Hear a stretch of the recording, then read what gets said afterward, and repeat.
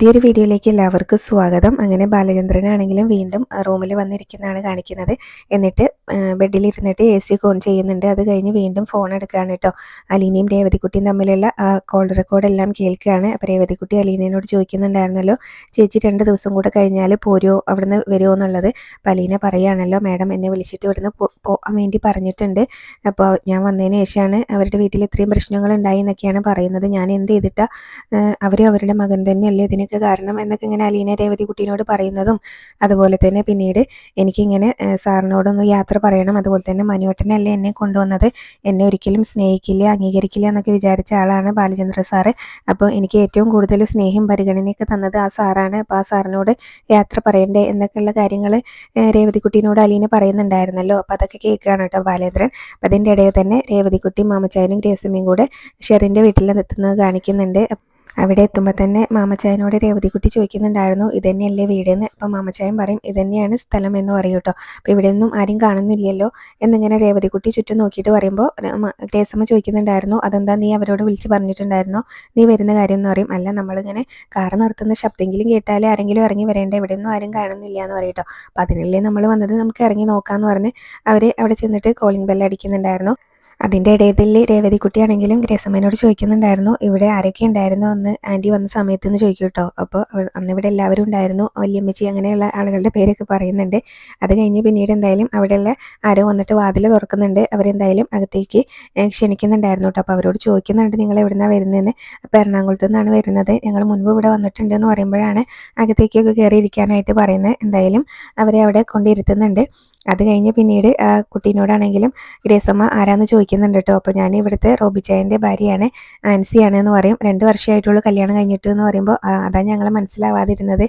അപ്പോൾ ഞങ്ങൾ 4 വർഷം മുന്നേ ഇവിടെ വന്നിട്ടുണ്ട് എന്നൊക്കെ ഗ്രേസമ്മ പറയുന്നുണ്ട് കേട്ടോ. അപ്പോൾ ഇതിൻ്റെ ഇടയിൽ ഷെറിനാണെങ്കിലും അവിടെ നിന്ന് ഇങ്ങനെ റൂമിൽ പൂട്ടിയിട്ടിരിക്കുകയാണ് കേട്ടോ. അവിടെ നിന്ന് ഭയങ്കരമായിട്ട് ശബ്ദം ഉണ്ടാക്കുന്നുണ്ടായിരുന്നു, എന്നെ തുറന്നു വിട്, എന്നെ കൊല്ലരുത് അങ്ങനെയൊക്കെ പറയുന്നുണ്ട്. അതുപോലെ തന്നെ കുഞ്ഞെവിടെ എന്നൊക്കെ ചോദിച്ചുകൊണ്ടാണ് കേട്ടോ ഓരോന്ന് പറയുന്നത്. അപ്പോൾ അതിങ്ങനെ കേൾക്കുമ്പോൾ തന്നെ രേവതിക്കുട്ടി പറയുന്നുണ്ടായിരുന്നു, ഏതോ ഭ്രാന്തായിട്ടുള്ള സ്ത്രീയാണെന്ന് തോന്നുന്നുണ്ട്, സംസാരം കേട്ടില്ലേ എന്ന് പറയുമ്പോൾ ഗ്രേസമ്മ പറയും, ഒന്ന് പതുക്കെ പറയുന്നത്. അപ്പോൾ അതിൻ്റെ ഇടയിൽ അതുപോലെ തന്നെ ഷെറിൻ്റെ അമ്മച്ചിയുടെ ഫോട്ടോ അവിടെ ഭിത്തിയിൽ തൂക്കിയിട്ടുണ്ടായിരുന്നു കേട്ടോ. അപ്പോൾ ഷെറിൻ്റെ അമ്മച്ചി മരിച്ചു പോയോ, ഇത് മരിച്ചവരുടെ ഫോട്ടോ അല്ലേ ഇങ്ങനെ വെക്കുന്നതെന്നൊക്കെ പറഞ്ഞിട്ട് ഗ്രേസമ്മ പറയുകയാണ് കേട്ടോ. അപ്പോൾ ഷെറിൻ്റെ അമ്മയും മരിച്ചു പോയിട്ടുണ്ട്. അപ്പോൾ അവരിങ്ങനെ സംസാരിച്ച് നിൽക്കുമ്പോൾ തന്നെ ഷെറിനെ തുറന്നു വിട്ടിട്ടുണ്ടായിരുന്നു കേട്ടോ. റൂമിൽ നിന്ന് ഡോറ് തുറന്നു കൊടുക്കുന്നുണ്ട്. അപ്പോൾ ഷെറിൻ ഓടി വരുന്നുണ്ട് കേട്ടോ. അപ്പോൾ ഒരു ഭ്രാന്തിനെ പോലെ തന്നെയാണ് ഷെറിൻ്റെ പെരുമാറ്റവും കാര്യങ്ങളൊക്കെ. അപ്പോൾ അത് കണ്ടിട്ട് അവർക്കാണെങ്കിൽ ആകെ സംശയമാണ്. അപ്പോൾ രേവതിക്കുട്ടി ഇങ്ങനെ ഷെറിനെ നോക്കിയിട്ട് ഇങ്ങനെ മനസ്സിൽ ഓർക്കുന്നുണ്ട്, ഇത് ഷെറിൻ ചേച്ചി അല്ലേ എന്ന്. അപ്പോൾ അവരോട് വന്നിട്ടും കുഞ്ഞിൻ്റെ കാര്യമൊക്കെ തന്നെയാണ് ചോദിക്കുന്നത്, നിങ്ങൾ ആരാ എന്നൊക്കെ ചോദിക്കുന്നുണ്ട് കേട്ടോ. അപ്പോൾ ഗ്രേസമ്മയ്ക്കും മാമച്ചായനൊക്കെ ആകെ വിഷമാവുന്നുണ്ടായിരുന്നു. അപ്പോൾ ഷെറിൻ ഇങ്ങനെയൊന്നും ആയിരുന്നില്ലല്ലോ. അപ്പോൾ അതിൻ്റെ ഇടയിൽ ആൻസി ആണെങ്കിലും വന്നിട്ട് ഷെറിനെ വിളിച്ച് ഇങ്ങനെ റൂമിൽ കൊണ്ടുപോയിട്ട് പൂട്ടിയിടുകയാണ് കേട്ടോ. നല്ല ബുദ്ധിമുട്ടിയാണ് പിടിച്ച് വലിച്ചുകൊണ്ട് കൊണ്ടുപോകുന്നത്. അതിൻ്റെ ഇടയിലും ഓരോന്ന് ഷെറിൻ പറയുന്നുണ്ട് കേട്ടോ, കുഞ്ഞിൻ്റെ കാര്യം, അതുപോലെ തന്നെ എന്നെ കൊല്ലല് എന്നൊക്കെ പറയുന്നുണ്ട്. അത് കഴിഞ്ഞ് പിന്നീട് ആൻസി ആണെങ്കിലും റോബിച്ചനെ വിളിക്കുന്നുണ്ടായിരുന്നു, റോബിച്ചായ ഒന്ന് പെട്ടെന്ന് വാ, ഷെറിൻ ഞാൻ പിടിച്ചിട്ടൊന്നും നിൽക്കുന്നില്ല. അതിൻ്റെ ഇടയിൽ ഇവിടെ ഒരു ഗസ്റ്റും വന്നിട്ടുണ്ട്, അവരോട് ആരാന്നൊന്നും ചോദിക്കാൻ പോലും സമയം കിട്ടിയില്ല, ഞാൻ ആൽബിച്ചായനെ വിളിക്കുന്നുണ്ട് കേട്ടോ, എൻ്റെ കയ്യിൽ ഒതുങ്ങില്ല എന്ന് പറയാണ്. അത് കഴിഞ്ഞ് വീണ്ടും ഷെറിൻ അവിടെ ഓരോന്ന് പറഞ്ഞ് വാതിൽ തുറക്കാനൊക്കെ പറയുന്നുണ്ടായിരുന്നു, തുറന്നു വിട് എന്ന് പറഞ്ഞിട്ട് അങ്ങനെ വിളിച്ച് പറയുകയാണ്. അപ്പോൾ അതുപോലെ തന്നെ ആൻസി പറയുന്നുണ്ടായിരുന്നു, ഇവിടെ നമുക്കൊരു ഗസ്റ്റ് ഉണ്ട്, അതുകൊണ്ട് മര്യാദയ്ക്ക് ഇരിക്കണം, ഞാൻ വാതിൽ തുറന്നു തരാം എന്നൊക്കെ പറയുന്നുണ്ട് കേട്ടോ.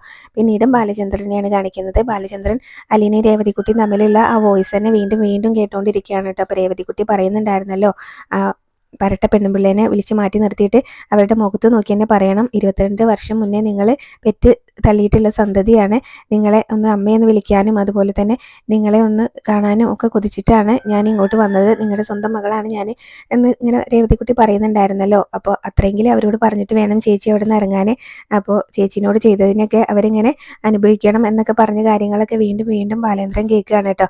ബാലേന്ദ്രനാണെങ്കിലും ആകെ ഒരു തകർന്ന മട്ടിലാണ് ഇട്ടിരിക്കുന്നത്, ആകെ ഇതാവുന്നുണ്ട്. അത് കഴിഞ്ഞ് വീണ്ടും വീണ്ടും ആ വോയിസ് തന്നെ കേൾക്കുന്നുണ്ട് കേട്ടോ. രേവതിക്കുട്ടി ആ പറയുന്ന വോയിസ് തന്നെ ഇങ്ങനെ കേട്ടുകൊണ്ട് ഇങ്ങനെ നിൽക്കുകയാണ്. അത് കഴിഞ്ഞ് പിന്നീട് ദേഷ്യവും സങ്കടമൊക്കെ വരുന്നുണ്ട്. അവിടെ റൂമിലുണ്ടായിരുന്ന ചെയറൊക്കെ അങ്ങ് തട്ടി ഇങ്ങനെ കാലുകൊണ്ട് അങ്ങ് തട്ടുന്നൊക്കെ ഉണ്ടായിരുന്നു കേട്ടോ. എന്നിട്ട് ഒന്നാകെ എല്ലാം അറിഞ്ഞ് ഇങ്ങനെ ആകെ ഒരു തകർന്ന മട്ടിൽ ഇങ്ങനെ ബാലേന്ദ്രനാണെങ്കിലും ഒരു അലമാരയുടെ മുന്നിലായിട്ടോ നിൽക്കുന്നത്. അപ്പോൾ അതിൽ മിറർ ഉണ്ടായിരുന്നു. അപ്പോൾ അതിൽ തന്നെ ബാലേന്ദ്രനെ കാണുന്ന സമയത്ത് ബാലേന്ദ്രന് ദേഷ്യവും സങ്കടമൊക്കെ വരുന്നുണ്ട്. എന്നിട്ട് അത് നോക്കിയിട്ട് ഇങ്ങനെ പറയുകയാണ്, 22 വർഷം മുന്നേ എച്ചിൽ തിന്ന പട്ടി എന്ന് പറഞ്ഞിട്ട് അങ്ങ് ദേഷ്യം വന്നിട്ട് ഇങ്ങനെ അതിൽ നോക്കിയിട്ട് അങ്ങനെ സംസാരിക്കുകയാണ് കേട്ടോ, അടിക്കുകയൊക്കെ ചെയ്യുന്നുണ്ടായിരുന്നു. അത് കഴിഞ്ഞ് പിന്നീട് ഗ്രേസമ്മേനെയും അതുപോലെ തന്നെ അവരെ തന്നെയാണ് കേട്ടോ കാണിക്കുന്നത്, രേവതിക്കുട്ടീനൊക്കെ തന്നെ കാണിക്കുന്നത്. ഷെറിനാണെങ്കിലും വീണ്ടും അങ്ങോട്ട് വരുന്നുണ്ടായിരുന്നു. എന്നിട്ട് വീണ്ടും അവരോട് ചോദിക്കുകയാണ്, എൻ്റെ കുഞ്ഞെവിടെ? അപ്പോൾ നീയല്ലേ എൻ്റെ കുഞ്ഞിനെ തട്ടിയെടുത്തത്, നിങ്ങൾക്ക് എന്താ വേണ്ടതെന്ന് വെച്ചാൽ ഞാൻ തരാം, എൻ്റെ വീടും ഒക്കെ ഞാൻ തരാം, പക്ഷേ എനിക്ക് എൻ്റെ കുഞ്ഞിനെ തന്നാൽ മതി എന്നൊക്കെ പറഞ്ഞ് അവരോട് അങ്ങ് പറയുകയാണ്. അപ്പോഴേക്കും ആൻസി വന്ന് ഇങ്ങനെ ഷെറിനെ പിടിക്കുന്നുണ്ടായിരുന്നു. അങ്ങനെ ടാബ്ലറ്റ് കഴിക്കാത്തതിൻ്റെയാണ് എന്നൊക്കെ പറഞ്ഞിട്ട് അവളെ പിടിച്ച് വലിച്ച് അങ്ങോട്ട് കൊണ്ടുപോവാണ് കേട്ടോ. അപ്പം മാമച്ചായനും ഗ്രേസമ്മയൊക്കെ ഇത് കണ്ട് ആകെ സങ്കടം വരുന്നുണ്ടായിരുന്നു. ഷെറിൻ്റെ ഈ അവസ്ഥ കണ്ടിട്ടായിരിക്കും. അതുപോലെ തന്നെ രേവതിക്കുട്ടിയും ആകെ അന്തം വിട്ട് നിൽക്കുകയാണ് കേട്ടോ, ഇതെന്താ പറ്റിയെന്ന് അറിയാതെ.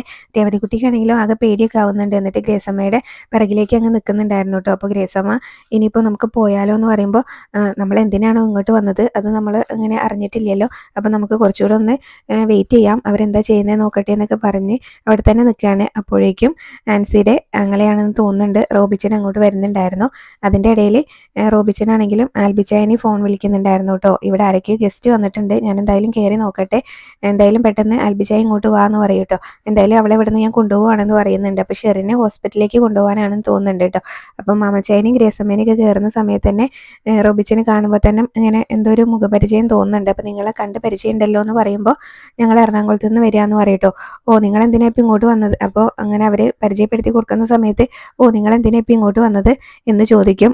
ഇവിടുത്തെ കളി കാണാനാണോ എന്നൊക്കെ ചോദിച്ചിട്ട് ഒരു പരിഹാസത്തിൽ ചോദിച്ചിട്ടാട്ടോ അവിടെ നിന്ന് അകത്തേക്ക് പോകുന്നത്. ഷെറിനാണെങ്കിലും അവിടെ ഭയങ്കരമായിട്ട് ബഹളം ഉണ്ടാക്കിക്കൊണ്ടിരിക്കുകയാണ്. എന്നിട്ട് പിന്നെ ഷെറിനെ ആണെങ്കിലും ഇങ്ങനെ കൈയൊക്കെ കെട്ടിയിട്ട് ഇങ്ങനെ രണ്ട് ആൻസിയും റോബിച്ചനും കൂടെ പിടിച്ചു കൊണ്ടുവരികയാണ് കേട്ടോ. അത് കാണുമ്പോഴും അവർക്ക് ആകെ സങ്കടമാവുന്നുണ്ട്. അപ്പോഴും ഷെറിൻ ഇങ്ങനെ അവരോട് പറയുന്നുണ്ടായിരുന്നു, എന്നെ കൊല്ലാൻ കൊണ്ടുപോവാണ്, എൻ്റെ കുഞ്ഞിനെ കൊന്നു, ഇനിയിപ്പോൾ എന്നെയും കൊല്ലാൻ കൊണ്ടുപോവാണ്, ഷെറിനെ കൊന്നു എന്ന് എല്ലാവരോടും അങ്ങ് പറഞ്ഞേക്ക് എന്നൊക്കെ ഇങ്ങനെ പറഞ്ഞിട്ടാണ് കേട്ടോ ഷെറിൻ അവിടുന്ന് പോകുന്നത്. അവരാണെങ്കിലും രണ്ടുപേരും പിടിച്ച് വലിച്ചാണ് കാറിൽ കൊണ്ട് കയറ്റുന്നത്. അപ്പോൾ രേവതിക്കുട്ടിയാണെങ്കിലും പറയുന്നുണ്ടായിരുന്നു, ഹോസ്പിറ്റലിലേക്ക് കൊണ്ടുപോകാൻ തോന്നുന്നുണ്ട് ഷെറിൻ ചേച്ചീനെ എന്ന് പറയൂ കേട്ടോ. അപ്പോഴേക്കും ആൽബിച്ചൻ എന്ന് പറഞ്ഞ അയാളും അങ്ങോട്ട് വരുന്നുണ്ടായിരുന്നു. അപ്പോൾ അയാളാണെങ്കിലും വരുന്ന സമയത്ത് പിന്നീട് അവിടെ റോബിച്ചനാണെങ്കിലും പറയുന്നുണ്ടായിരുന്നു, എറണാകുളത്ത് നിന്ന് അവർ വന്നിട്ടുണ്ട് കേട്ടോ, ഷെറിനെ ഇങ്ങനെ 4 വർഷം മുന്നേ കല്യാണം ആലോചിച്ച് വന്നിട്ടുണ്ടായിരുന്നല്ലോ, അവരാണ് വന്നതെന്ന് പറയുമ്പോൾ അവരെന്തിനപ്പം ഇങ്ങോട്ട് വന്നതെന്ന് പറയും കേട്ടോ. അപ്പോൾ എന്തായാലും അയാൾക്കാണെങ്കിലും ആകെ ദേഷ്യമൊക്കെ വരുന്നുണ്ട്. അപ്പം മാമച്ചായൻ്റെ വണ്ടി അവിടെ നിർത്തിയിട്ടിരിക്കുകയാണല്ലോ, അപ്പോൾ അതിന് ദേഷ്യപ്പെടുന്നുണ്ടായിരുന്നു. ഈ വണ്ടി ഇവിടെ ഇട്ടിട്ടുണ്ടെങ്കിൽ ഞങ്ങൾ എങ്ങനെയാണ് പോവാന്നൊക്കെ ചോദിക്കുന്നുണ്ടായിരുന്നു, ഒരു മര്യാദയൊക്കെ വേണ്ടേന്ന് പറയും. അപ്പം മാമച്ചായൻ ഇപ്പം മാറ്റി തരാമെന്ന് പറയുന്നുണ്ട് കേട്ടോ. എന്നിട്ട് വണ്ടി മാറ്റി കൊടുക്കുന്നുണ്ടായിരുന്നു. അപ്പം മാമച്ചായനോട് ചോദിക്കുന്നുണ്ട്, നിങ്ങൾ എന്തിനാ ഇപ്പം ഇങ്ങോട്ട് വന്നതെന്ന്. അപ്പോൾ ഞങ്ങൾ ഷെറിൻ്റെ സുഖവിവരം അന്വേഷിക്കാൻ വേണ്ടി വന്നതാണെന്ന് പറയുമ്പോൾ ആൽബി പറയുന്നുണ്ടായിരുന്നു, ഓ 4 വർഷം കഴിഞ്ഞു എന്നിട്ടാണോ ഇപ്പോൾ സുഖവിവരം അന്വേഷിക്കാൻ വന്നത്, അപ്പോൾ നിങ്ങളാണല്ലോ ഇതിനൊക്കെ കാരണം, ഇപ്പോൾ അവളിങ്ങനെ 4 വർഷമായിട്ട് അനുഭവിച്ചുകൊണ്ടിരിക്കുകയാണ് ഞങ്ങളും എന്ന് പറയൂ കേട്ടോ. അപ്പോൾ ഞങ്ങൾ എന്ത് ചെയ്തിട്ടാന്നൊക്കെ മാമച്ചായൻ ചോദിക്കുന്നുണ്ടായിരുന്നു. ആ സമയത്ത് ആൽബി ആണെങ്കിലും പറയുകയാണ്, ഓ ഇതിനൊക്കെ കാരണക്കാരനായവൻ അങ്ങ് പോയല്ലോ എന്ന് പറയൂ കേട്ടോ. ഇപ്പോൾ കണ്ടല്ലോ നിങ്ങൾ അവളുടെ അവസ്ഥ എന്നൊക്കെ പറഞ്ഞ് അയാൾ ദേഷ്യപ്പെട്ട് പിന്നെ എന്തായാലും ഷെറിനെയും കൊണ്ട് അവർ ഹോസ്പിറ്റലിലേക്ക് പോവാണല്ലോ. അപ്പോൾ അയാളും അങ്ങ് പോകുന്നുണ്ടായിരുന്നു കേട്ടോ വണ്ടിയൊക്കെ എടുത്തിട്ട്. മാമച്ചായനും രേവതിക്കുട്ടിയും ഗ്രേസമ്മയ്ക്ക് ആകെ സങ്കടപ്പെട്ട് നിൽക്കുകയാണ്. അപ്പോൾ ആൻസി ആണെങ്കിലും വീണ്ടും അവരെ അകത്തേക്ക് ക്ഷണിക്കുന്നുണ്ടായിരുന്നു കേട്ടോ. അപ്പോൾ ഇരിക്കാനൊക്കെ പറയുന്നുണ്ട്. അപ്പോൾ ഗ്രേസമ്മ പറയും, ഞങ്ങൾ പോയാലോ എന്ന് ആലോചിക്കുമെന്ന് പറയുമ്പോൾ, നിങ്ങൾ വന്ന കാര്യം ഇതുവരെ പറഞ്ഞില്ലല്ലോ എന്ന്.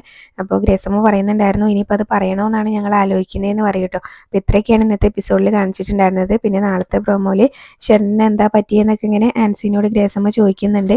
ഷെറിൻ കല്യാണം കഴിച്ചിട്ടുണ്ടായിരുന്നോ, അതുപോലെ തന്നെ ഷെറിന് ഒരു കുഞ്ഞുണ്ടായിരുന്നോ എന്നുള്ള കാര്യങ്ങളൊക്കെ ആൻസിനോട് ചോദിച്ചറിയുന്നുണ്ട് കേട്ടോ. പിന്നീട് അവർ ചിന്നുമോളെ കാണാൻ പോകുന്നുണ്ട്, അത് കാണിക്കുന്നുണ്ട്. അതുപോലെ തന്നെ ബാലേന്ദ്രനാണെങ്കിലും ആകെ ദേഷ്യപ്പെട്ട് വീട്ടിൽ നിന്ന് ഇറങ്ങി പോകുന്നതും ഒക്കെ തന്നെയാണ് പ്രൊമോയിൽ കാണിച്ചിട്ടുണ്ടായിരുന്നത്. റിവ്യൂ ഇഷ്ടപ്പെട്ടെങ്കിൽ ചാനൽ ഒന്ന് സബ്സ്ക്രൈബ് ചെയ്ത് സപ്പോർട്ട് ചെയ്യണേ. താങ്ക്